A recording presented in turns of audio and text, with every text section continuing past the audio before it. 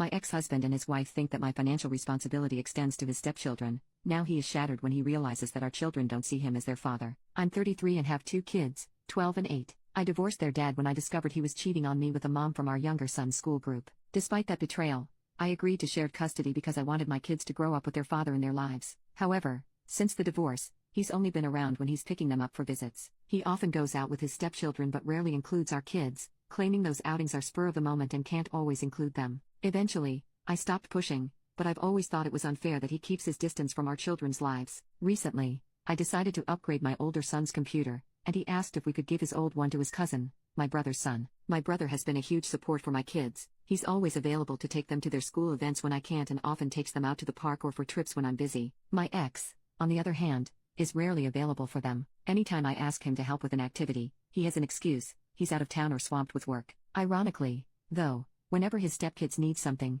he's there. Once, he even argued with the stepkid's father at a school event, insisting he had the right to be there. When my ex found out I gave the computer to my nephew, he got upset. He complained that if I had money to spare on a gift like that, I should have forgiven 2 months of child support he'd missed since his finances were tight with a new baby. He added that if I could give away a computer, I should have gifted it to either his kids or his stepkids, who shared just one computer among the 3 of them. I told him my finances were none of his business and that I owed nothing to his stepchildren. Then his wife jumped into the conversation, accusing me of spoiling my son by giving him a new computer and of being petty for letting my son bring it to their house, claiming it was just to show off in front of his step-siblings. I told her she had no right to speak to me that way or question my decisions. I added that I allow my kids to see their father so they can grow up with him in their lives, not so she can interfere with how I parent. My ex was offended, but I told him this whole situation could have been avoided if his wife hadn't inserted herself where she didn't belong. After that, things seemed to calm down until last week. I went to pick up the kids, and my ex was visibly upset. He explained that he tried reading a bedtime story to our youngest. At home, he still likes to be read to before bed,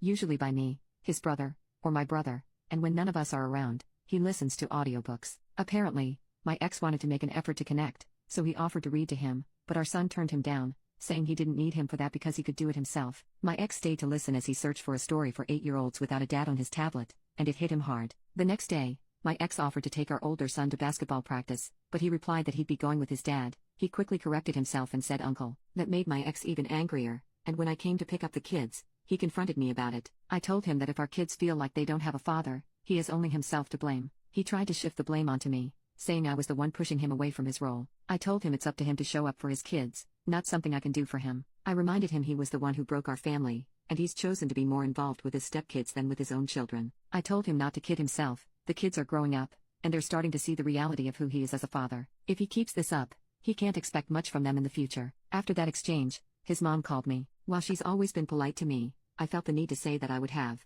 appreciated this same concern from her when she supported her son's affair, knowing her grandchildren were losing their father in the process. She hung up, and we haven't spoken since. My brother advised me that I had every right to express how I felt, but he suggested that maybe this discussion shouldn't have happened in front of the kids. Later, my ex texted me saying that if I weren't so difficult, he'd spend more time with them. I told him his duty as a father doesn't depend on whether I'm easy or not, and he knows I've never prevented him from seeing the kids. The truth is, when he has to choose, he prefers outings with his stepkids over his own children, and that's something only he can change. Update: these past few days have been a bit unusual. My ex sent me messages saying he wanted to resolve things, stop arguing, and talk to me. I agreed. He came to my house, and we didn't beat around the bush, we went straight to the point. He asked me if I really thought he was a bad father. I replied that looking back now, I never would have chosen him to be the father of my children. He said it wasn't easy for him, and I answered that it wasn't easy for me either because I take on both his role and mine. He told me he couldn't leave his stepchildren without a father because he had already broken their family, and I replied that he had left his own children without a father. He started crying and told me it was my fault,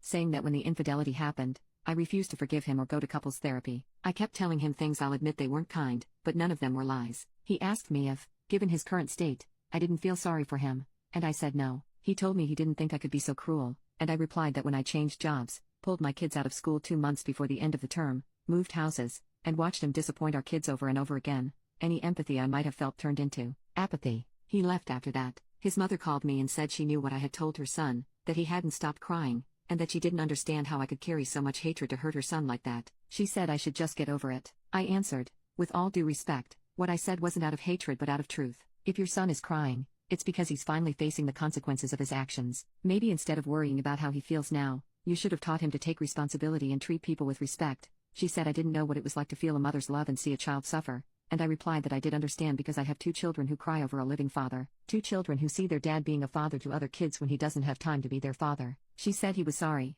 and I told her not to put words in his mouth and to stop calling me about anything related to her son. I hung up. I wanted to cry so badly, but I'm a damned mother, and I don't have time for that. I want my kids to feel safe, loved, and strong enough not to need anyone, not even me, to be themselves. Last Thursday, I took my kids to their cousin's birthday party, hosted by my ex-sister-in-law. I still have a good relationship with her. She was the one who told me about the infidelity and that her mother was already encouraging it. My ex showed up alone and irritated. My kids kept their distance from him. They kissed his hand but then ignored him completely. My ex-mother-in-law told the kids they should show more respect to their father, and my eldest replied that he doesn't show respect for me since he and his partner talk badly about me. I scolded my son, not for what he said but for how he addressed his grandmother. I told him it was wrong to eavesdrop on private conversations and repeat them. Then I asked him to gather his things because we were leaving. My ex-mother-in-law asked me not to leave, saying the kids were having fun and we could resolve this as adults. She asked my ex what he had said, and he claimed not to remember. I told her I didn't care, and she said we should be good parents. I replied that to be good parents, you need to be good people first. My ex was getting agitated. My ex-mother-in-law asked why we couldn't have a civilized co-parenting relationship. I told her everything I've mentioned here about his free will to see the kids and how the second custody agreement isn't working since he only sees them some weekends. My ex didn't want to discuss it, saying he had too many kids at home. My ex-mother-in-law told him the only kids who should feel comfortable are his, and the comfort of the others should be provided by their biological father. My ex wanted to end the conversation because his mother was scolding him for being a careless father. He also said it was my fault. I asked him to clarify how it was my fault. You can see the kids whenever you want. What more do you want? He started yelling, claiming I was only being petty because I didn't really need the money since I earned more than him and had fewer kids to feed. I told him I wouldn't continue the conversation and that I'd show him what being uncivilized looks like by filing for the overdue child support payments. His mother asked what I meant by overdue payments. I explained that he was 3 months behind. She was furious, slapped him, and demanded to know what he had done with the money for his children. He answered, I couldn't let Junior miss out on attending the same school as my son. I didn't want him to feel inferior. My ex-mother-in-law said she couldn't believe it, and they started arguing. I left. Yet for context, my youngest son attends a private school, and my ex pays for his stepson to attend the same school. Yesterday, my ex-mother-in-law came over and said she would pay the overdue fees. She brought the money in cash. I knew my ex would be furious. Here's some context. My ex-mother-in-law doesn't work, doesn't own anything herself, and lives with my ex-sister-in-law. However, she does have significant savings from her inheritance. If she pays the tuition, my ex knows there won't be much left for him when she passes, even though she's still healthy. He's been asking her for years to invest some of that money in his business ideas, but she's always refused. My ex's retaliation was not picking up the kids this weekend. Yesterday, my ex-sister-in-law called me. She doesn't know all the details yet, but apparently, my ex's 15-year-old stepson punched him in the mouth. She said she'd let me know exactly what happened once she found out, and before anyone asks, the new custody agreement will likely take a year to finalize. The court says the overdue payments are the priority, and the rest can wait.